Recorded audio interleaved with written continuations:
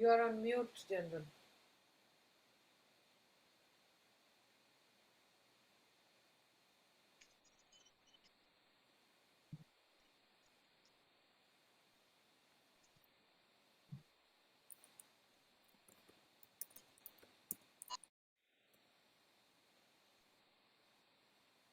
Can you hear me? Yes, I can hear you. But I can't get my. Yeah, okay. Yes. Yes, let's continue. So that is a question about fate we were discussing. Well, my Bhabhi was very pleased to hear this. But anyway, we went back and carried on. Sam Manekshaw was the army chief.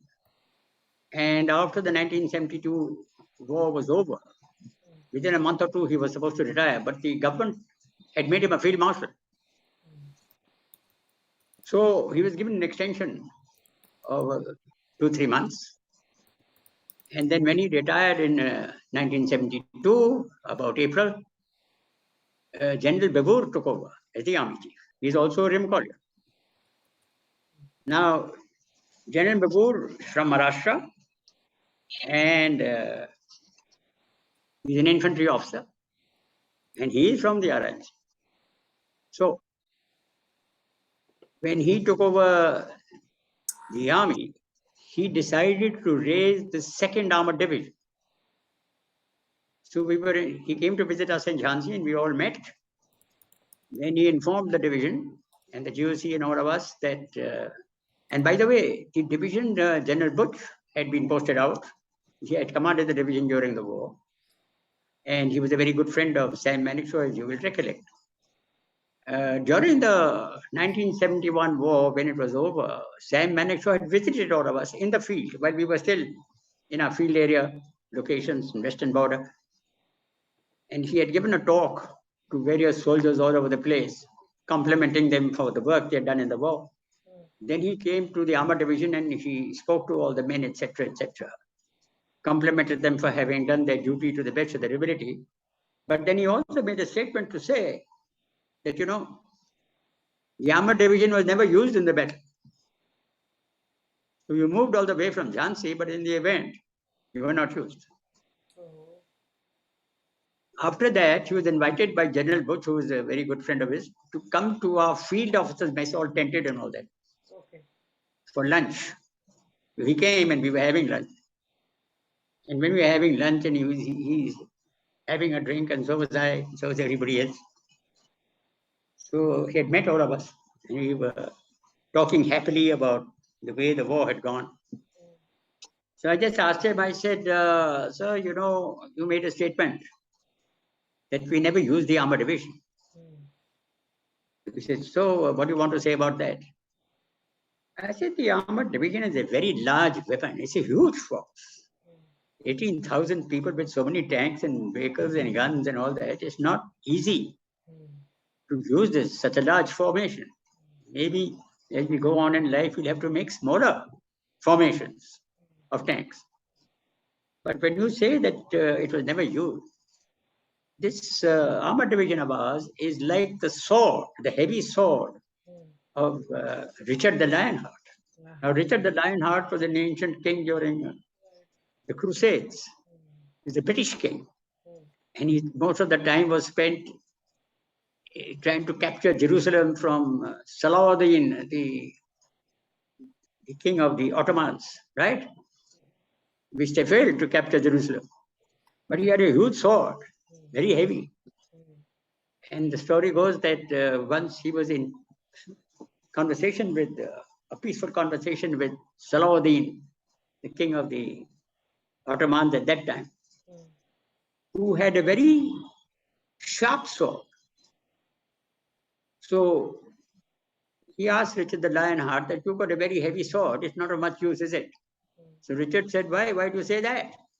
And there was an iron railing in front of Salahuddin's throne. He lifted his sword and gave it a bang and broke the iron railing. So Salahuddin took out a silk handkerchief, threw it up in the air. And as it came down, he put his sword in the way and split the silk handkerchief into two because of the sharpness of his sword. So he told Richard, you have shown the strength of your arm because you can lift a very heavy weapon. I have shown the finesse of the art of fighting. So I told General Manekshaw, because he hadn't become a field marshal at that time. I said, sir, this is Richard the Lionheart sword. You need a Richard the Lionheart to lift this weapon. And I'm sorry, in our country, we don't have Richard. And I'm glad to say that later we have decided to recoup the way we organize our armored formations to make them more capable of administrative utilization in battle. Anyway, because the new armored division was to be raised, they decided to split our division into two parts. So some units had to be left behind and some units had to be raised anew. And we were shifted from Jhansi and Babina to Ambala and occupied the same accommodation which Fordham had built under V.M. Call, Lieutenant General V.M. Call, who let us down in the 62 war. And he had built this with troop labor, saying that the troops have got nothing to do during peacetime instead of training them. That's why they ran so much in 1962. And that accommodation we lived in, we all got asthma and colds and coughs because the whole thing was damp and leaking. And we had to request the MES to re-roof the place and do all sorts of things. And the answer is that troop labor is not good enough to build permanent accommodation. Anyway, we went to Ambala, and by that time, General Rena, who had been the corps commander during the war, had become the army commander. And he came to visit us, and that was the time when I got my posting orders as a brigadier to go to Mizoram. In fact, I didn't know it was Mizoram because the posting order said Chaltlang. My wife and I wanted to know where is the Chaltlang. We asked Western Army headquarters, they said, you know where the Chaltlang is? So somebody said, must be near Tibet, somewhere on the Tibetan border or something. Nobody knew.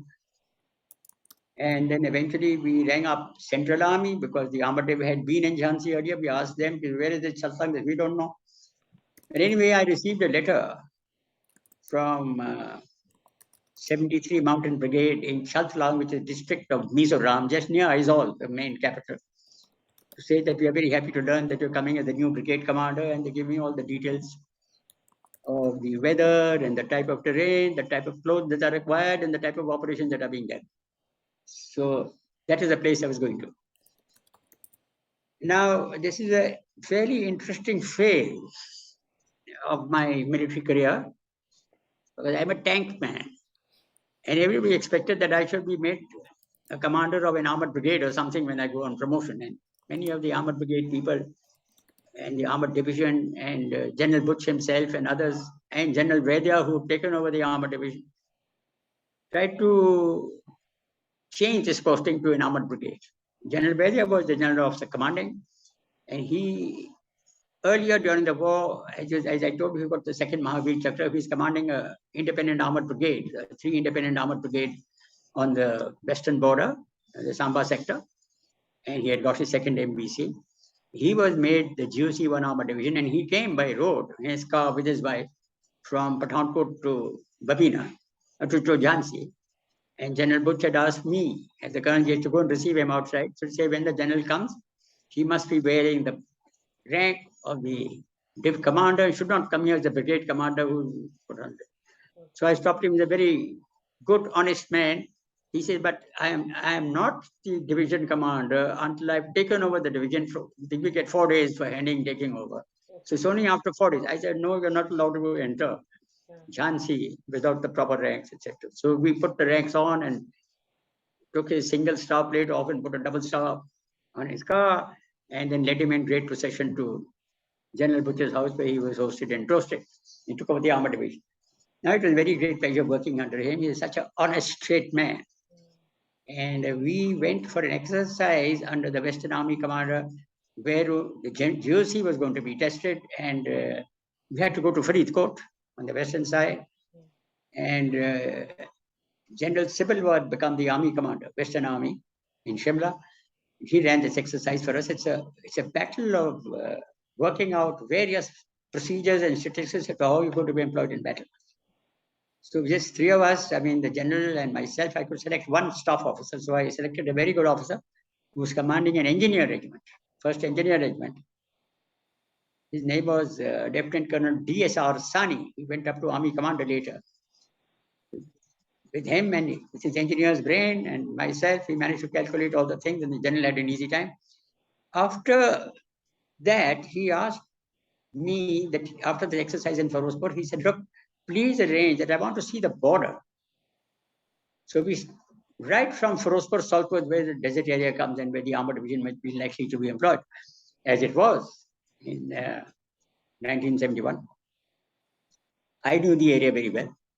So we went from BSF post to BSF post along the international border. That is a very interesting experience because it's absolutely flat, or there are sand dunes, depending on which part you are in. I mean, on the southern Punjab side, it's flat plains. It's just a barbed wire fence. And the Pakistani patrols on camels are on the other side, and our patrols on camels are on this side. And we were on the jeep track following this border along the barbed wire. So my general was dressed as a major, and I was also dressed as a major, though I was a full colonel and he was a general. And I was driving the jeep, he was sitting next to me, there was a vehicle following behind us as a protection and support. And we went to, if you drive all day, to see the terrain across the border and stop at BSF posts. We stopped night at one of the BSF posts in northern Rajasthan. And the post commander was a sub-inspector of the BSF, very hospitable. He looked after us very well because we were going to spend 2 nights with him, since we've been at it for 3 or 4 days. And this is the last post. After this, we're going back. So in the evening for tea, they produced huge rosogullas, so big. Oh my God. And yellow in color. Oh. So I asked him, I said, are these from Bengal, from Calcutta? He said, no, no, those people don't know how to make sweets. Rosogula, the best in the country and the world, is made by us. I said, really, what do you do? You see, this is such a big Rosogula. You start eating it, you don't feel like eating anything else after that. And there's a khurmani inside, peeled of its skin with a seed inside. Okay. So you eat the Rosogula, then there's a khurmani. You eat that, and you then put aside the seed. So I asked him, what's so special about this? Because they're very tasty. He says it's made from camel's milk. Because they're all in camels. So it's interesting how the frontline posts of the BSF make themselves comfortable. They eat rosgolas and eat plenty of sweets, or from camel's milk. And the army used to have a camel corps earlier, but now all that camel corps has been handed over to the BSF. So we did desert patrolling. Okay. When we got back, of course, the armored division had to move. So General and I moved the armored division. We came to Ambala. Then we were under General Rena. We were positioned in Ambala with the armored brigades in Patiala, and we spread out all over the place. And not a very happy circumstance, but nonetheless, those were the orders. And so we settled down over there. And shortly after that, I received my posting orders. Okay. The posting orders were to, as I said, to Mizoram, to a place called Chatlang, which is one of the districts of Aizawl, the capital. And now I transited on my way there. I transited through Calcutta. I spent 2 nights in Calcutta. One of my friends from RIMC was the BGS, that means a main staff officer. And my great friend, Jagat Vora, who's also from the Armored Corps and from my batch, his elder brother was the chief of staff. So I was received very well and looked after very well and put up in the Calcutta Fort William guest rooms. And so it was very comfortable. And then I went to this BGS, who was my friend. I said, I'd like to see the army commander if I can, because I'm going to Mizoram. And since he has commanded a battalion there when he was in the guards, he could give me some hints as to what does he expect from me, since I'll be directly under the command of Eastern Army. So he took me to the Chief of Staff's room, and Chief of Staff said, you're just a colonel, why should you come and see the army command? Okay. I said, because I'm a tank man and you're also a tank man. And so, we are pushing people. So we'd like to see the boss. Yeah. When we know what the boss wants, then we try and do that. Yeah. He says, all right. So he rang up the army commander. Army commander is not very well. That was Naveen Rawley. And if you recollect, when I joined my regiment in Jammu as a second lieutenant, he was the G1 of the 26th Division of Jammu. So we knew him and his wife. He didn't remember us, but we remembered him. His wife was one of the top golfers of India. Uh, so I went to the army commander's house, which in Calcutta is near the zoo, on the other side of the zoo. And it's a very nice building, very good property. Mm. And he was in his pajama kurta because he was running a bit of temperature, but he said, come along inside and had a drink with him. I said, no, I'm going to give me a talk for about half an hour, what to expect, because Mizoram were not terrorists. They thought they want independence. Ah. And now, when the British left, all the areas that they controlled were handed over to India. That's how we got Nagaland and Manipur and Mizoram. Mm. But in these areas, there were a lot of Christian mercenaries. Okay. And the Christian mercenaries had been there for 100 years. Mm. They, one thing about the Christian mercenary is that they spread their religion, yes, but they learn the language of the local tribals. They live with them. Mm. They share their vicissitudes because there's nothing there. I mean, there's no modernity there. They build their own shacks. They have to build their own toilets, get the local food, which they have to get used to. Mm. But they start a little church and start music, and all these tribals are very fond of music. Mm. And one thing about Christianity is that the church music is fantastic. Yes. It's beautiful because the tunes are beautiful and the words are beautiful. Mm. So the Mizos and the Nagas especially are very fond of nice music. And so they pick up this music very well. So now, and I must tell you that if you talk of a church choir, you cannot beat a Mizo choir. And more about it as I talk about Mizoram. Anyway, so I read all about this and I got some briefing from the army commander. Now, in Eastern Army, that's in Calcutta, my brother was posted there as the chief engineer. So I met him. And a little earlier, when he was a full colonel, he was in Mizoram for about 2 years, commanding the border roads. Now, the border roads is an organization which becomes friendly with the local people, and they're constructing roads. So when you're constructing roads and connecting villages, etc., which are, the main towns of Mizoram, which are a few, are where all the shopping, etc., can be done. But if you're in a village up on the mountains, the Mizoram villages are all at about 5,000 feet, steep hills, and rivers don't start anywhere. Rivers come from Burma, go through Mizoram, and get out towards East Pakistan or now Bangladesh.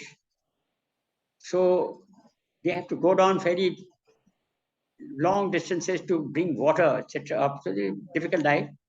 And they come up to the top because in the valley, there's a lot of mosquitoes and dengue and all the diseases you can think of because it's tropical climate. And when you go down to a low height, it's very hot and very humid. And so all the insects in God's world are there to suck your blood or whatever, leeches and things like that, and mosquitoes and whatnot, and you get it. In fact, when you're posted in Mizoram, our troops posted in the lower regions, guarding a bridge or something, had to have anti-malaria tablets every day. Okay. See? Mepicrin is one and Otabrin is another. Otabran is once a week and Mepicrin is every day and makes you skin yellow and your eyes yellow also. Oh. Whatever it is, the troops hate having it, so you have to have a proper parade and make them swallow in front of everybody else. So in Mizoram, the villages are all at about 5,000 feet, where the weather is cooler and much better. Okay. Now, there's no method of getting water there. So when it rains quite often. As you can see in the monsoon, that area of East Bengal and Mizoram is beyond East Bengal, between Burma and Bengal. Mm. The huge monsoon showers take place. Mm. Huge bamboo forests. Bamboos go up to 40, 50 feet, 60 feet tall, and very thick clumps of bamboo.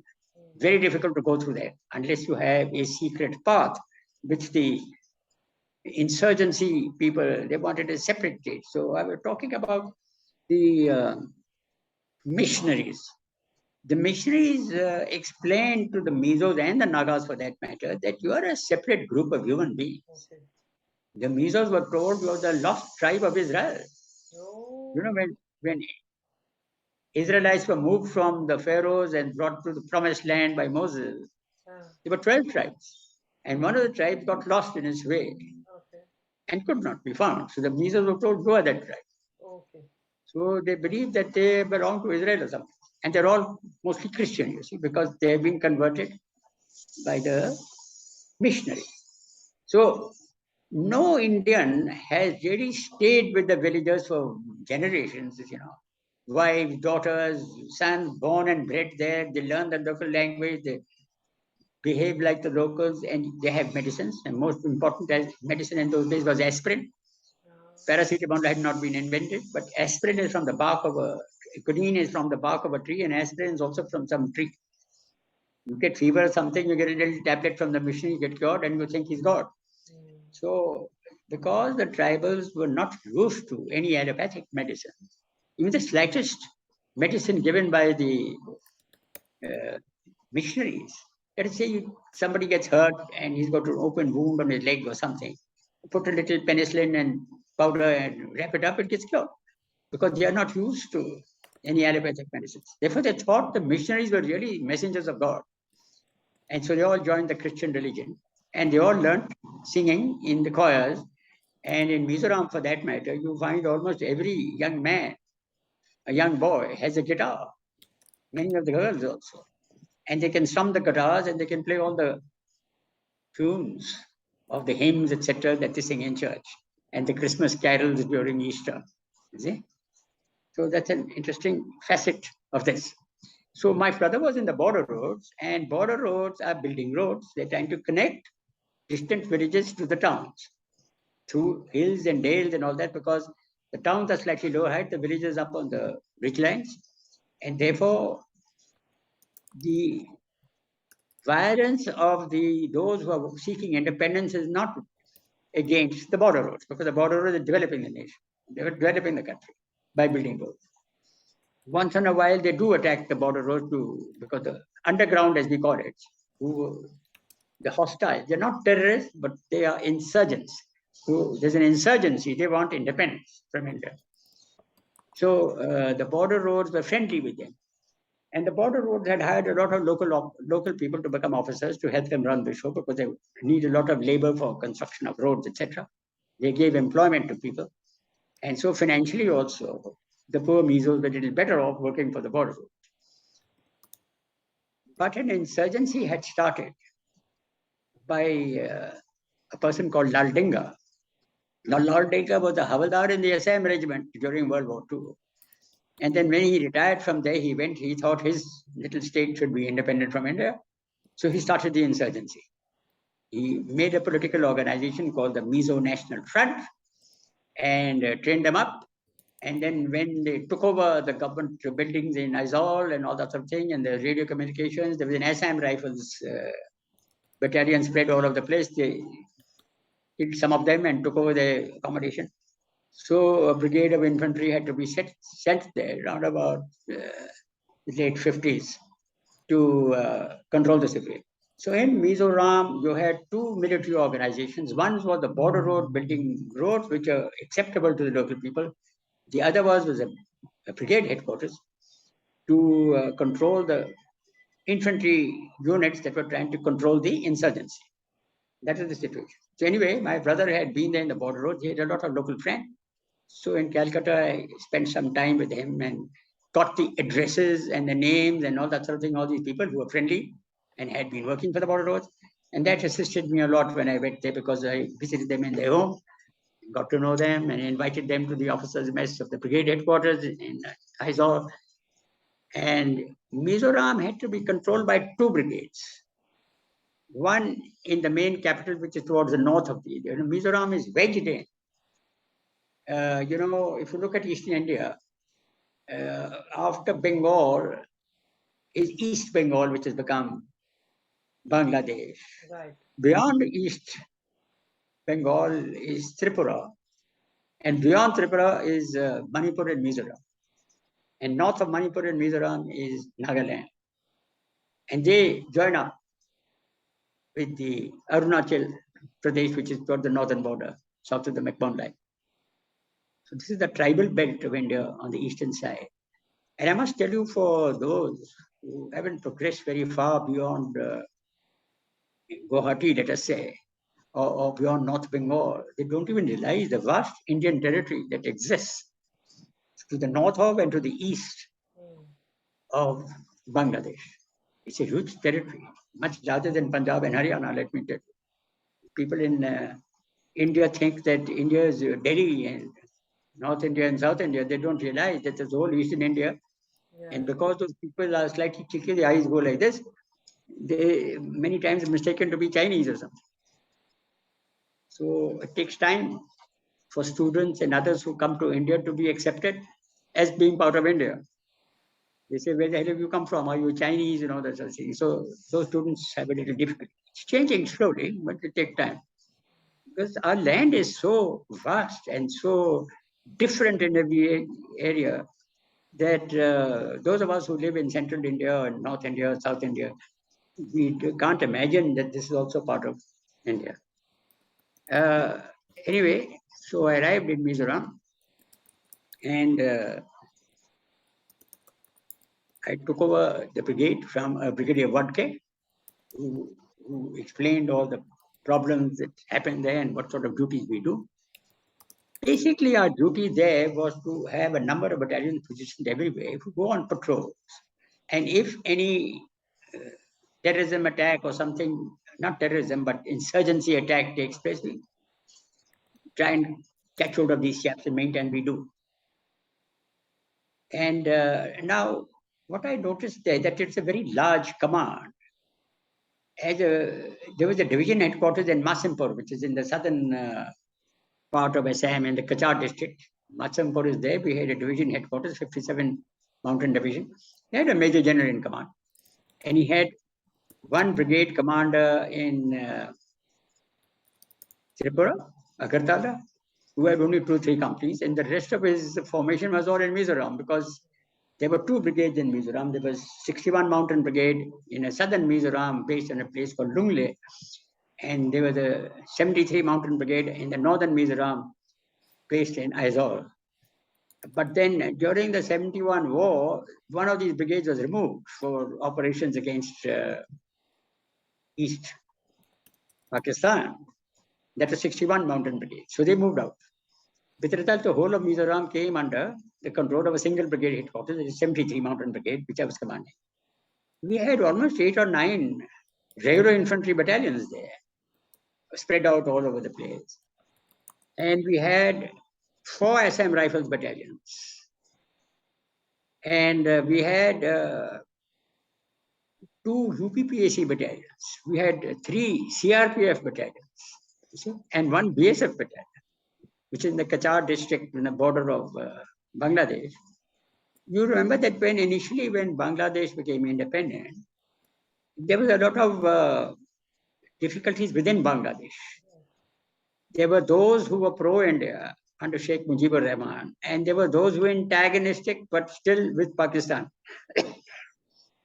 And a chap called Zia, who made himself the president, whose wife was Begum Zia. So you have the Begum Zia and the General Zia group, which is more pro-Pakistan, and you have the Awami League, daughter of Sheikh Mujibur Rahman and Sheikh Hasina, who is now controlling Bangladesh for the last 2 terms or 3 terms. So they are pro-India. Her education has been in Lady Sri Ram College in Delhi. So she's a good friend of India. And there has been a lot of terrorist groups located in Bangladesh also so far, which were doing depredations, Ulfa and other terrorist organizations in Assam. And you have Naga problems, and you have Manipur problems, and you have the Mizo problems, who are all insurgency. They wanted to become independent. So, because it's high, terrain full of bamboo jungle, it's very difficult for movement of across off the road. You have to have special local miso guides to tell you where the secret paths are, which the hostiles could follow and which we didn't know about. There were a number of incidents that took place there. And after I took over this brigade, I had a conference with all my battalion commanders. There were about 16 of them. And I could feel that they thought I was an armored corps man from the tanks, and I wouldn't know much about the subject of how to deal with an insurgency in infantry terrain, which requires infantry patrolling and infantry activity. But I did notice that when they caught a hostile, one of the methods that they used to get information was to do third-degree torture. I didn't like that. And Misos are very good people, basically, because since I made a lot of friends from the old border road families which knew my brother, I used to visit their homes and meet them, and I found them very nice and very interesting. Now, if they are fighting for freedom from India, many of them were insurgents. If you capture them, if you say, well, you Indians fought for your freedom against the British and you managed to get it, so what stops us from fighting for freedom and getting independence for us? And then we should try and explain to them that, look here, you are part of India. And so you're an enclosed area where a population only 3.5 lakhs. You can't really be an independent state. You don't have the wherewithal, the financial capability, or the technology to run a good state with all aspects of medical and education and development and so on and so forth. You can't be a country on your own. You are part of India. And since you're a part of India, you can join the political stream in India also and become Prime Minister of India. Who stops you? So why are you confining yourself to a little area? Why don't you allow your vision to extend to the whole of India and say that you've got as much right as an Indian to be the Prime Minister of India if you like, or the President or whatever? Now that took a little time. What I noticed in these insurgencies is that our battalion commanders were a little harsh because, military troops, when they think of an insurgent, well, he looks like an enemy to them. Whereas here, he's not a terrorist, he's fighting for freedom. So it's a different ballgame. Every family in Mizoram has at least one member, if not two, who are insurgents. For instance, if a Mizo family has, say 5 children, maybe 3 boys and 2 girls, then at least one of the boys must become an insurgent. One chap becomes a government servant. Another chap becomes a truck driver or something, so he's moving around. And the girls are married to somebody in the government or somebody in the administration or running a shop. So he's got his finger in every pie. So if the insurgents are getting whatever with him, he's got a member there, so help him out. And if the government gets excited, when he's got a member in the government who helps him out, and if they run some shops, etc., they can make some money. This is the way they went. The local press, I also noticed, there was only a single sheet being produced, absolutely antagonistic to the army. Absolute lies they used to tell. So I met one of the editors. I said, why do you write such lies about the Indian military? Because we are trying to be good and we are not trying to destroy everybody here. Why are you so nasty in your write-up? And he would say, the point is that the terrorists tell us to do this. Now we have to be careful of the terrorists, because the guy can come and shoot me up. Whereas you guys are under the law, so you can't come and shoot me up, so I can write what I like. The freedom of the press, you see. I said, but that is not correct because you're telling lies. He said, you're right, but my life is on the line on the other side because the terrorist enters at the middle of the night into my house and says, next time you write anything against the terrorists or not write something antagonistic to the army, we'll blow up your press and shoot you. So that is the situation you face in terrorism. Anyway, I landed up there and I spoke to all my lieutenant colonels. I said, I don't like this business of torture. It's not correct. He said, how do you get information? You get hold of a terrorist until you sort of beat him up a bit. He won't tell you where his guns are or where his ammunition is because, everybody gets awards if you capture a large number of guns or ammunition or something or capture some terrorist. If you capture a terrorist, generally he's unarmed, but he's got a cache of weapons hidden somewhere. And if he doesn't tell you that, then you don't get any award, you don't get anything, and people say you're not doing your job properly. So I said, no, there must be methods of doing the job without torture. So I decided to set an example of this. So I organized what is known as a clandestine patrol. Okay. Now, clandestine patrol, I called it the zebra patrol because that's the last letter of the alphabet. And selected about 5 men. Some of them could speak Mizo very effectively. One person could speak Nagamese, it's a Nagaland language. And one person could speak Manipuri, you see. So it selected people who could speak certain languages. And then what to do is that I got the assistance of the local IB man, Intelligence Bureau, who became a very good friend because he had his own money and his own agents all over the place. And he used to check on everything because the intelligence people even check on the military, see. So when I went to see the governor of the place, or even known as the lieutenant governor, there was a chap called Mukherjee first, who was the lieutenant governor.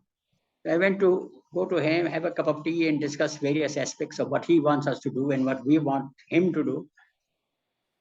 And then this intelligence agent once came to meet me and said, all right, you went to the governor and you spoke about this, this, this. I said, how do you know I spoke about this?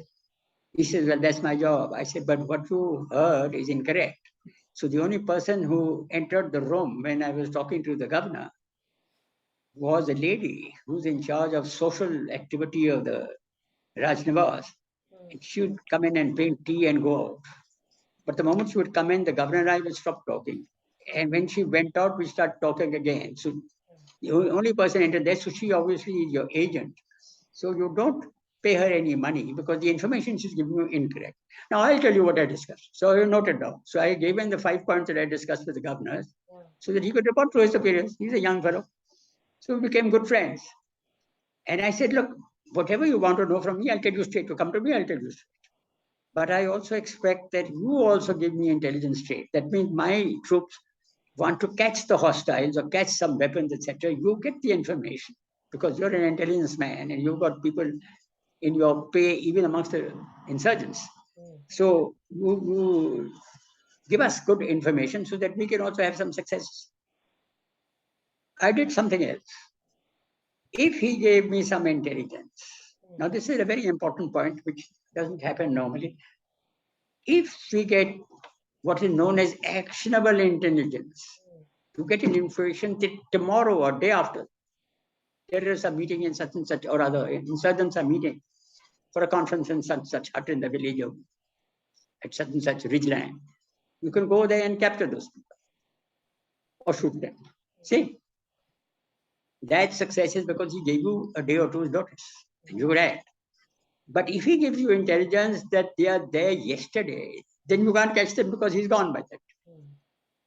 So what happens is, amongst Government of India services, let's call it the intelligence branch, the military, the police intelligence, you have also a CID intelligence, then there is no coordination between these because if an intelligence officer gives you information and you act on it, you get the credit for it and he gets nothing for it. See? Whereas if he gets information and sends it up the line to Delhi, to his boss, and that guy gives it to army headquarters,